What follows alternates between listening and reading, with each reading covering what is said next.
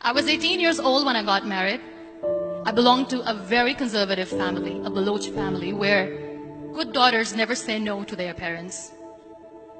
My father wanted me to get married, and all I said was, if that makes you happy, I'll say yes. And of course, it was never a happy marriage.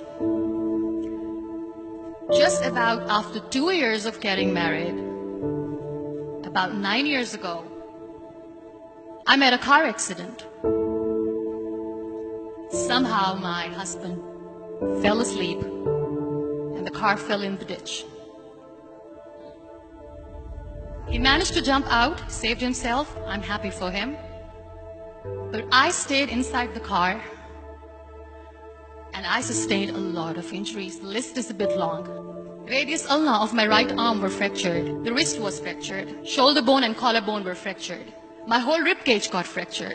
But that injury that changed me and my life completely was the spine injury. Many people came to rescue. They gave me CPR. They dragged me out of the car. And while they were dragging me out, I got the complete transection of my spinal cord. Those 2.5 months in the hospital were dreadful. I was at the verge of despair. One day, doctor came to me and he said, well, I heard that you wanted to be an artist, but you ended up being a housewife. I have a bad news for you. You won't be able to paint again. Next day, doctor came to me and said, your spine injury is so bad, you won't be able to walk again. I took a deep breath and I said, it's all right. Next day, doctor came to me and said, because of your spine injury and the fixation that you have in your back, you won't be able to give birth to a child again. That day, I was devastated. I started to question my existence. Why am I even alive? So what kept me going was, one day I asked my brothers, I know I have a deformed hand, but I'm tired of looking at these white walls in the hospital and wearing these white scrubs. Bring me some colors, bring me some small canvas. I want to paint. So the very first painting I made was on my deathbed, where I painted for the very first time. What an amazing therapy it was. Without uttering a single word, I could paint my heart out. I could share my story. People used to come and say, what lovely painting. So much color.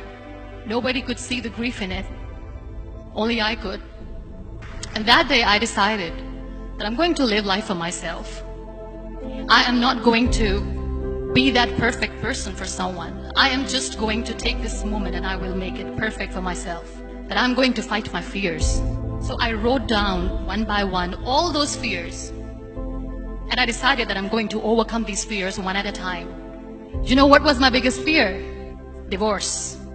But the day I decided that this is nothing but my fear, I liberated myself by setting him free. And I made myself emotionally so strong that the day I got the news that he's getting married, I sent him a text that I'm so happy for you and I wish you all the best. And he knows that I pray for him today. Number 2 was, I won't be able to be a mother again. And that was quite devastating for me. But then I realized there are so many children in the world, all they want is acceptance. So there is no point of crying, just go and adopt one. And that's what I did.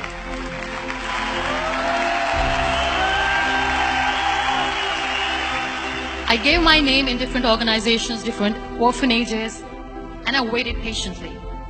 2 years later, I got this call from a very small city in Pakistan. I got a call and they said, are you Muniba Mazari?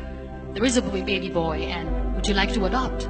I could literally feel the labor pain. I said, yes, yes, I am going to adopt him. I am coming to take him home.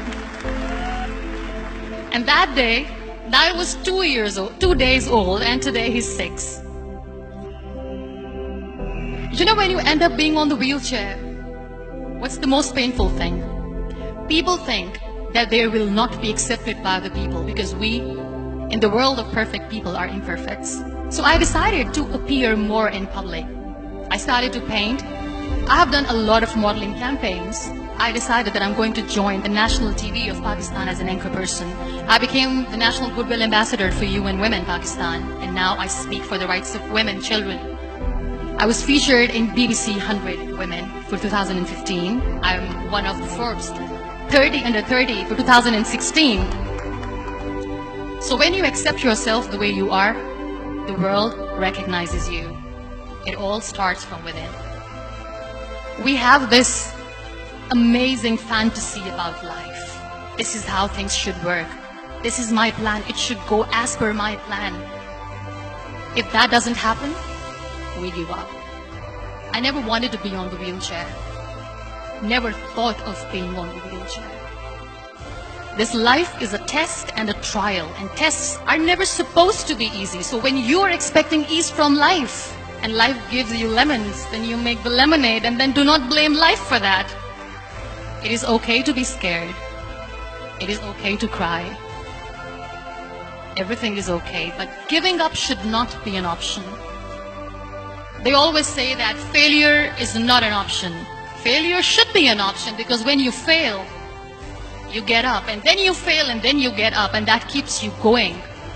Embrace each and every breath that you are taking. Celebrate your life. Live it. Don't die before your death. Real happiness lies in gratitude. So be grateful, be alive, and live every moment.